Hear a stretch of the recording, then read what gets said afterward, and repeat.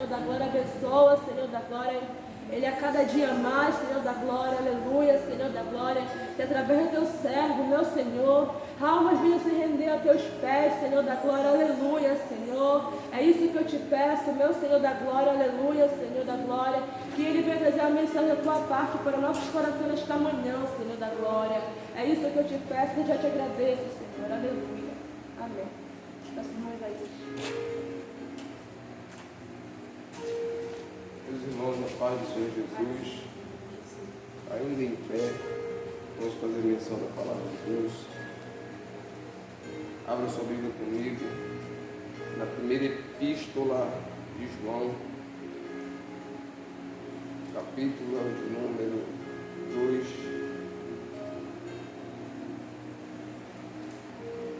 a partir do versículo de número 13 ao versículo 17.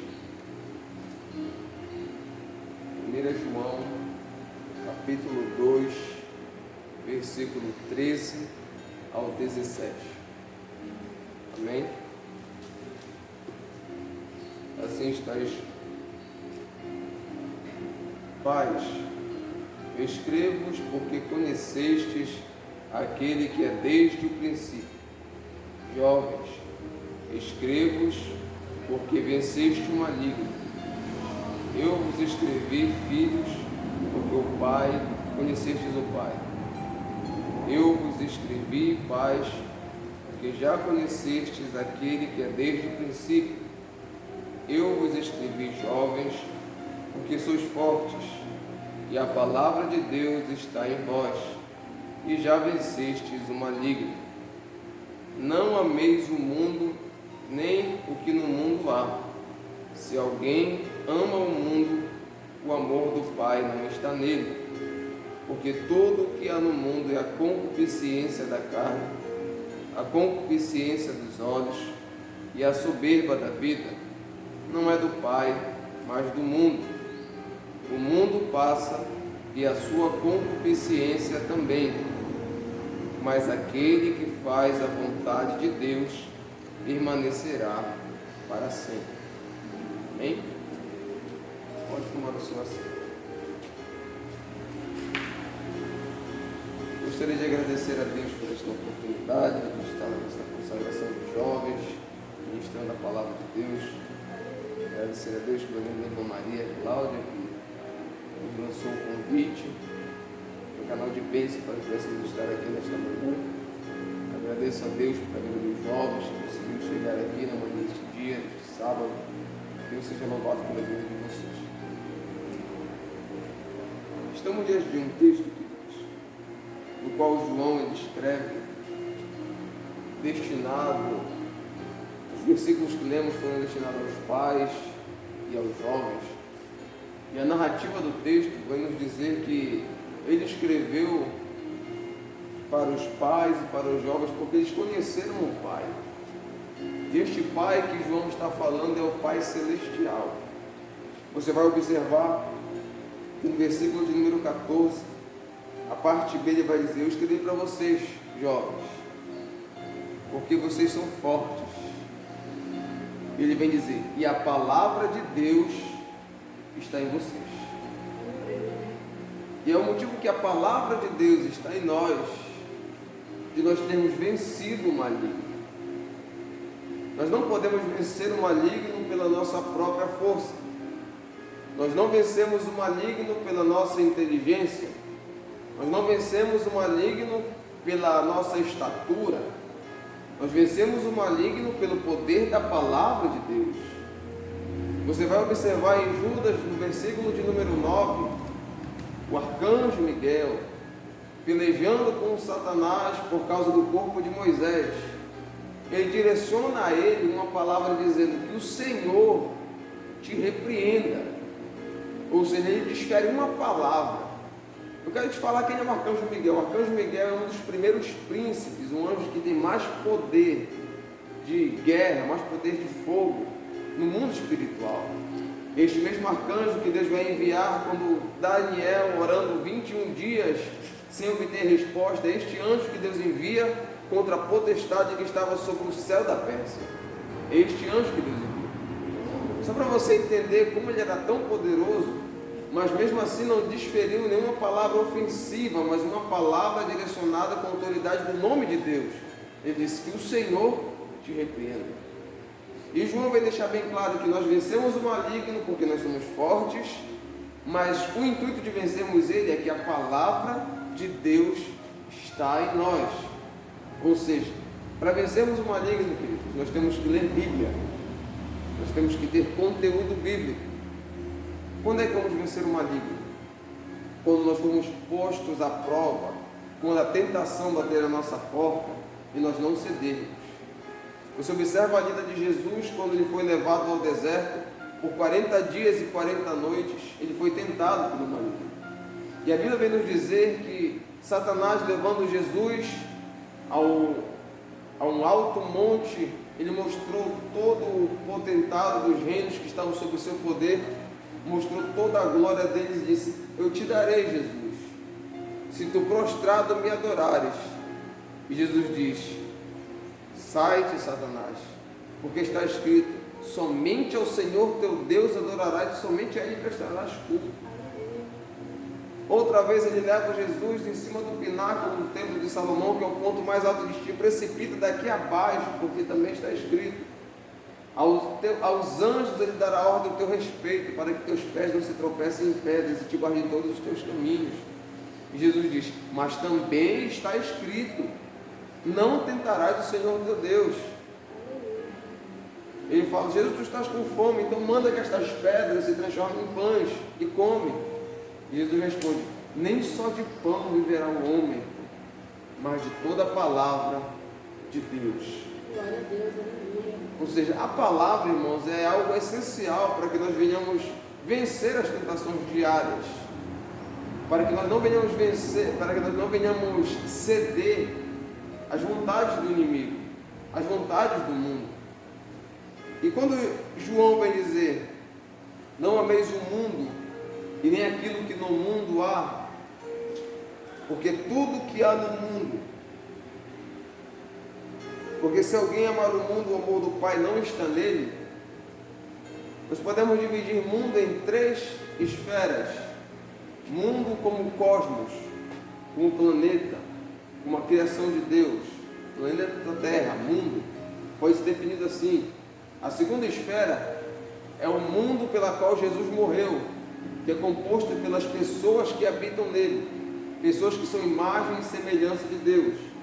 E a terceira esfera de mundo que podemos citar é o sistema que trabalha contra a igreja de Jesus, que trabalha contra os preceitos bíblicos, que trabalha contra os princípios familiares, que trabalha contra a base familiar. E quando a Bíblia vem nos dizer que não ameis o mundo, ele não está falando para você não amar o céu, não amar as árvores, não amar os rios, as praias, o vento, o sol, a lua, as estrelas. Ele não está falando disso.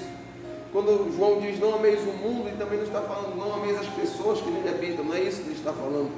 Quando João diz não ameis o mundo nem aquilo que no mundo há, ele está falando não ameis o sistema, não ameis aquilo que o mundo que trabalha contra a igreja de Jesus, que trabalha contra os princípios familiares, os princípios bíblicos, e nem aquilo que nele existe, porque senão o amor do Pai não vai estar em você. Era isso que João estava dizendo: não ame o mundanismo, não ame as coisas que desagradam a Deus, não se deleite nela, não ame as músicas mundanas, não ame as vontades da carne de estar nas praias, nos balneários, nas festas, das coisas que o mundo oferece. Por quê, irmãos? É porque tem consequência. A consequência é que o amor do Pai não vai estar em nós. E o que é o amor do Pai? Abra a sua Bíblia na Epístola de Paulo aos Romanos, o capítulo de número 5 e o versículo de número 5.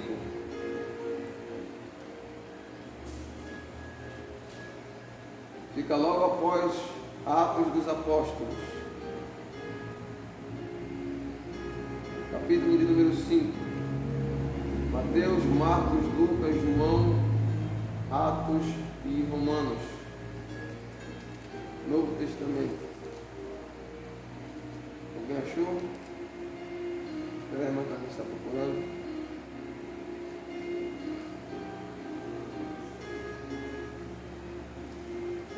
Romanos, capítulo de número 5, versículo de número 5, logo após o livro de Atos.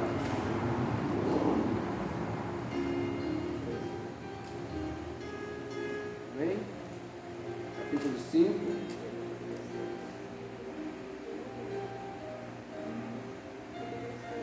Aleluia. Amém?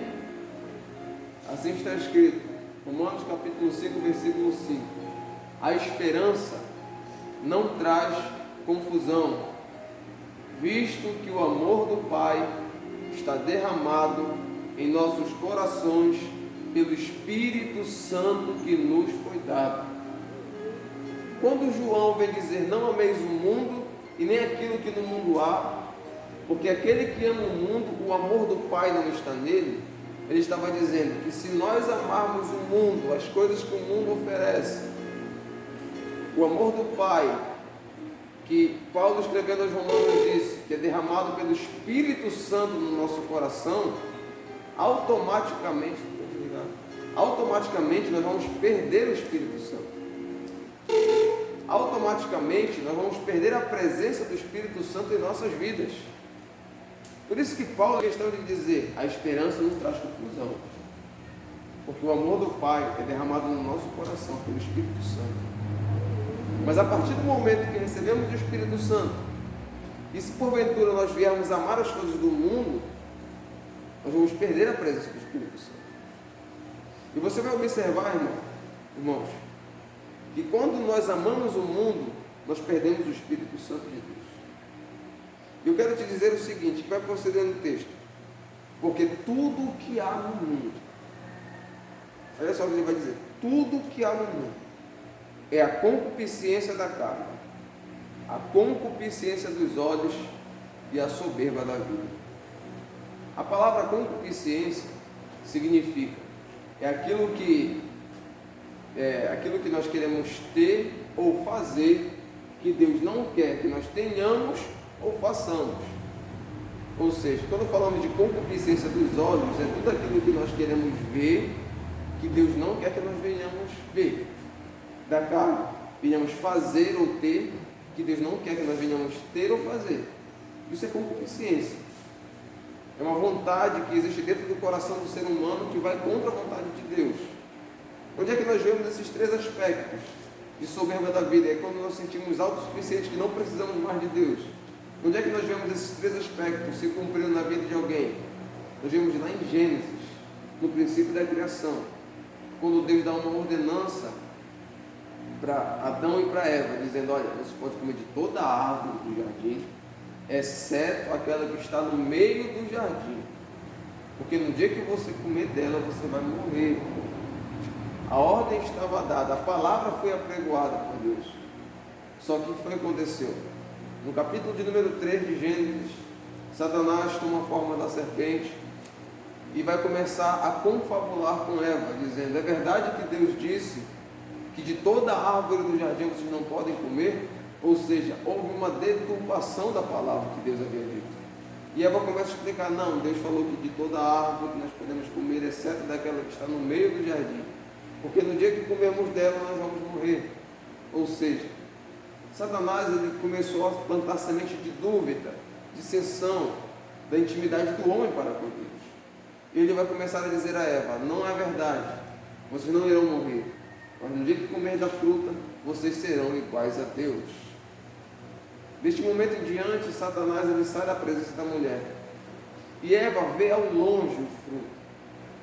A Bíblia vem nos dizer que ele era formoso, ele era desejável aos olhos, bom para dar entendimento, ou seja, concupiscência dos olhos. Ela viu que não era para ver, ela foi até lá e se alimentou do fruto, ela comeu, ou seja, uma vontade que a carne dela, que o corpo dela sentiu necessidade. Então, concupiscência da carne, de ter ou fazer aquilo que Deus não quer que tenhamos ou façamos.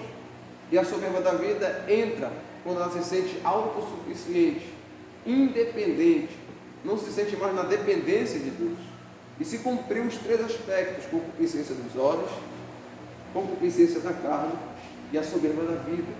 É o sistema que trabalha contra a vontade de Deus. Olha só o que João vai dizer no versículo 17. O mundo passa e sua concupiscência também, mas aquele que faz a vontade de Deus permanecerá para sempre. Ou seja, quando Adão e Eva cumpriram as concupiscências da carne, eles perderam a presença do Espírito Santo na vida deles. A primeira consequência que o pecado trouxe para a vida deles foi a vergonha, porque Deus ele passeava pelo jardim toda a viração de dia, mas a partir do momento que Adão e Eva comeram o fruto, na hora que Deus veio, que a voz do Senhor ecoou no jardim, Adão e Eva se escondem atrás das árvores. E Deus fala: Adão, Adão, onde estás? E Adão responde atrás da árvore: eu estou aqui, Senhor. Eu me escondi porque eu vi que eu estava nu. E Deus fala: quem te mostrou que tu estavas nu? Porventura tu comeste do fruto que eu ordenei que não desse comer? E começa tudo aquilo que você já sabe o que aconteceu. Começa aquela conversa. Adão joga contra Eva, Eva joga contra a serpente. Deus põe inimizade entre o fruto da serpente e o fruto de Eva. E assim a Bíblia vem nos dizer que cumpriu suas concupiscências da carne, dos olhos e a soberba da vida.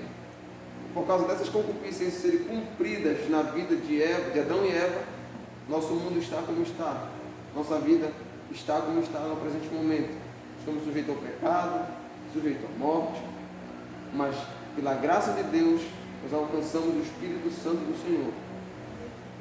E a Bíblia vem nos dizer no Salmo de número 119, no versículo de número 9, abre sua Bíblia, por gentileza. Vamos mostrar a chave para vencermos o maligno. Salmo 119, verso 9.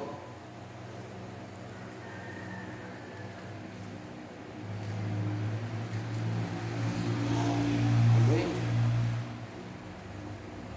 O salmista lhe faz uma pergunta: como purificará o jovem o seu caminho? O salmista lhe faz essa pergunta tendo em vista que o mundo ele está pecaminoso.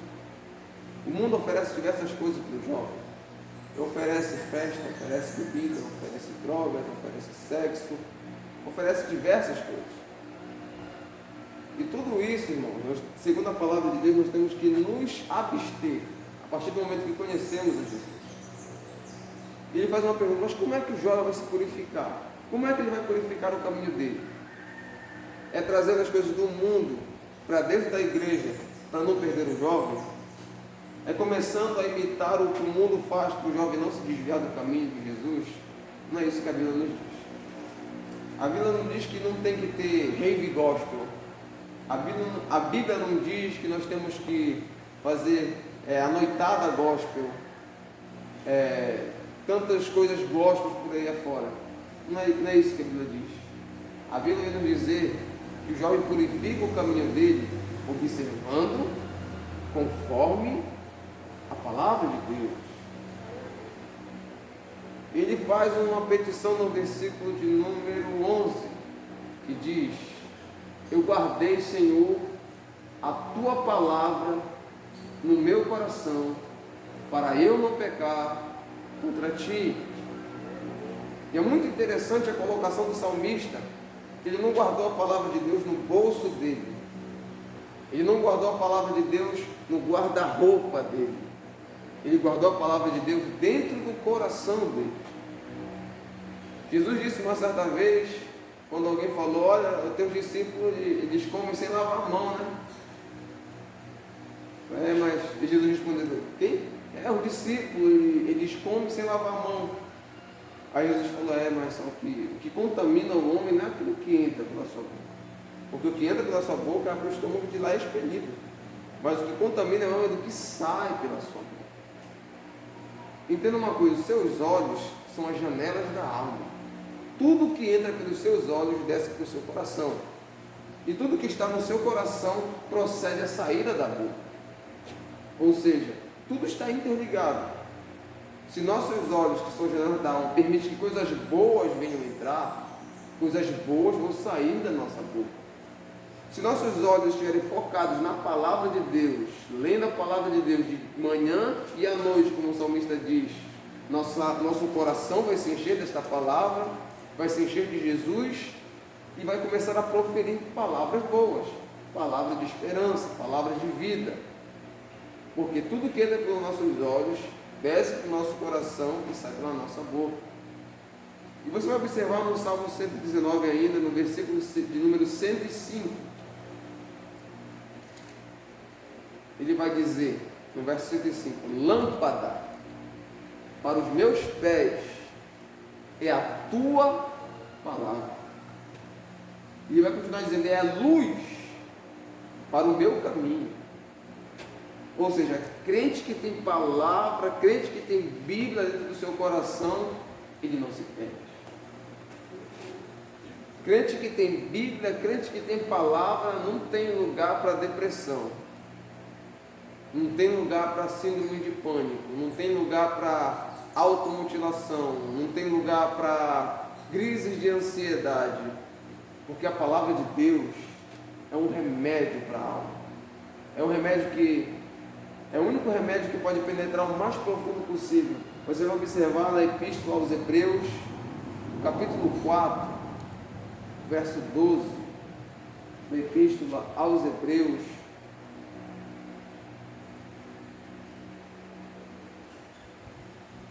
se não estou enganado, Hebreus fica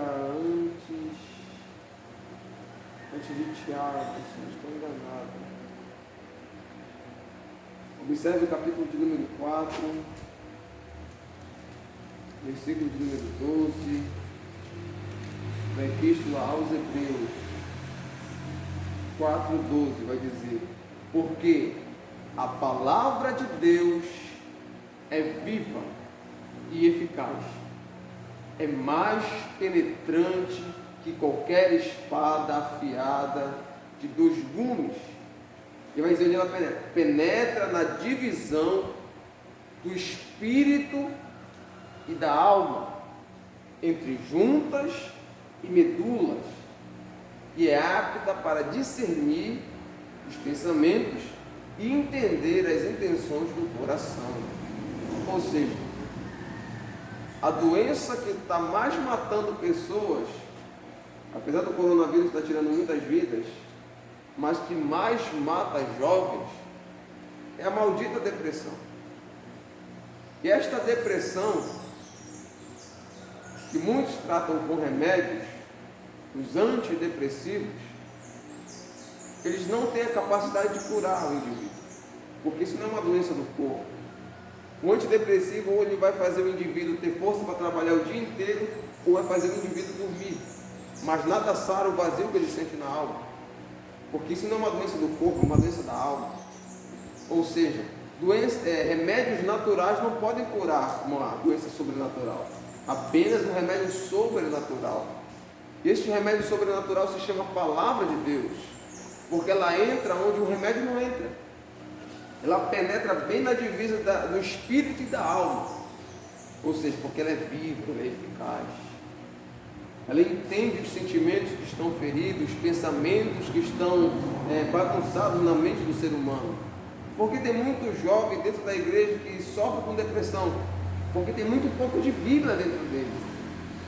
Uma geração forte não é uma geração que pula, não é uma geração que grita. Não é isso uma geração forte. Uma geração forte é uma geração que tem Bíblia, uma geração que tem palavra, uma geração que conhece de Bíblia. E você observa muito bem a palavra de Deus vem nos dizer, no capítulo 17, versículo de número 17, do Evangelho segundo escreveu João, Evangelho de João, ou segundo escreveu João, capítulo 17, verso 17, você vai observar na oração de Jesus, ele fazendo uma petição ao Pai, capítulo 17, versículo 17, do Evangelho segundo escreveu João. Olha só a petição de Jesus, no verso 17, ele falou, Pai, santifica-os na verdade. E Jesus diz, a tua palavra, Pai, é a verdade.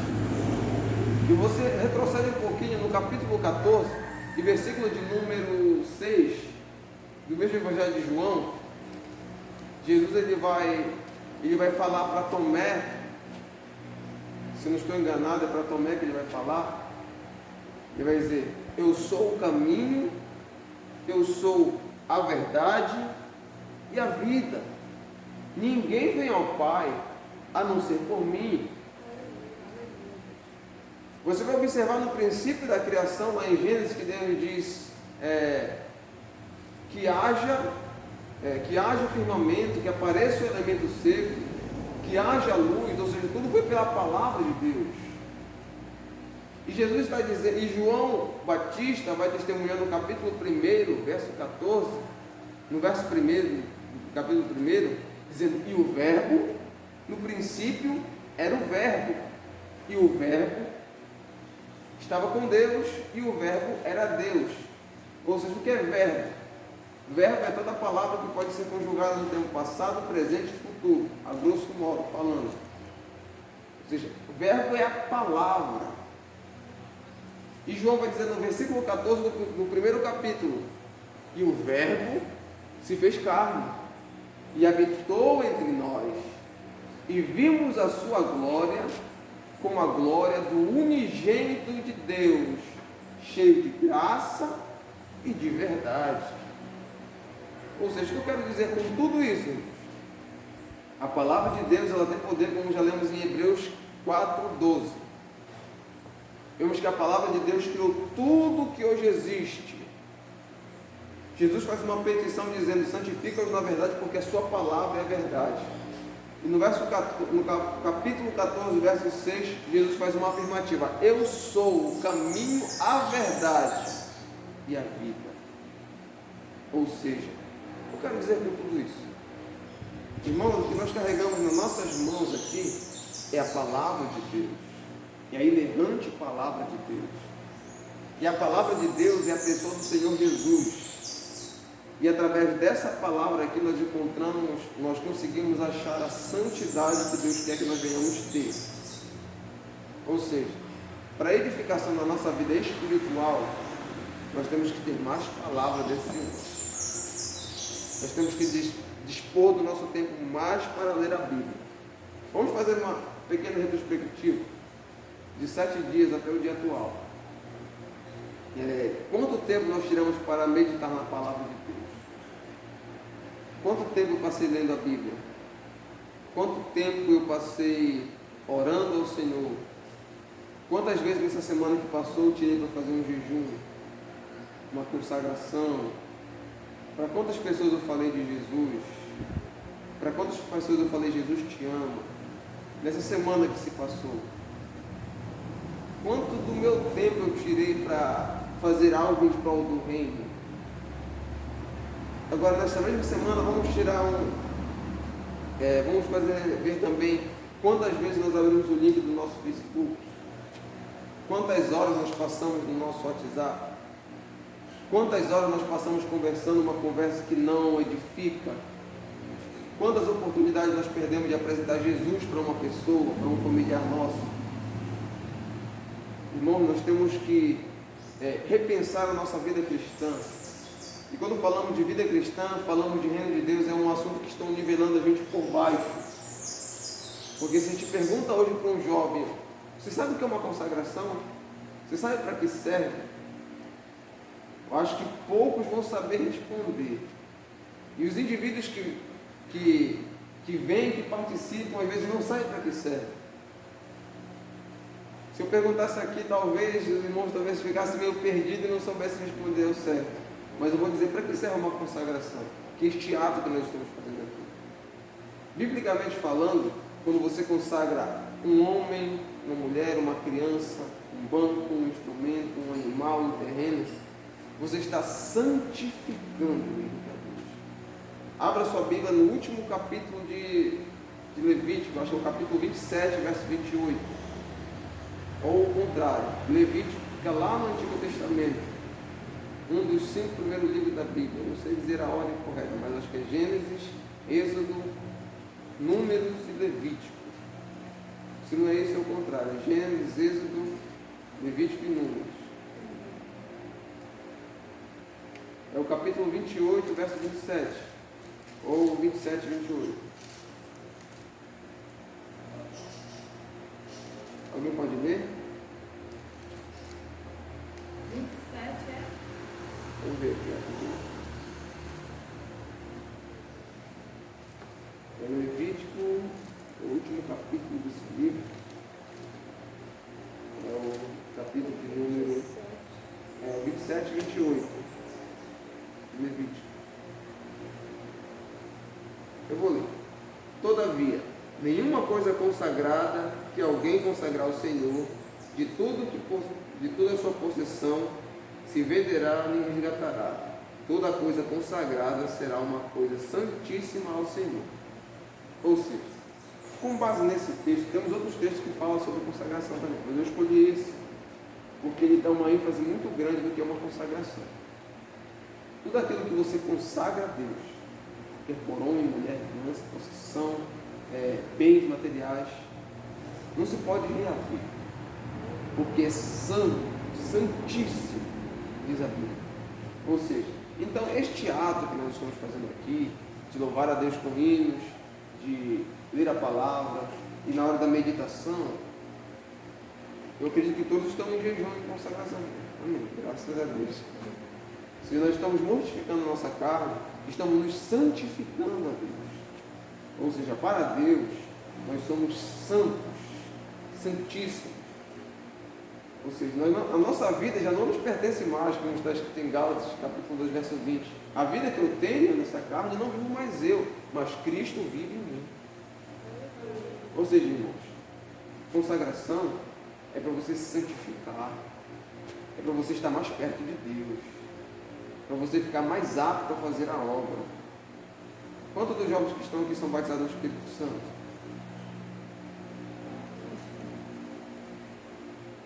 Já ouviram falar do batismo no Espírito Santo? Sabe para que serve? Não?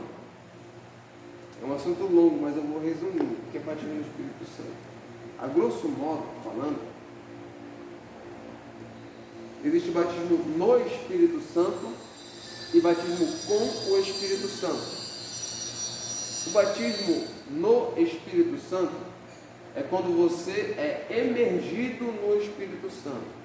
Quando você mergulha, ou seja, é quando você aceita a Jesus e dentro de você nasce uma fonte que jorra para a fonte da água da vida.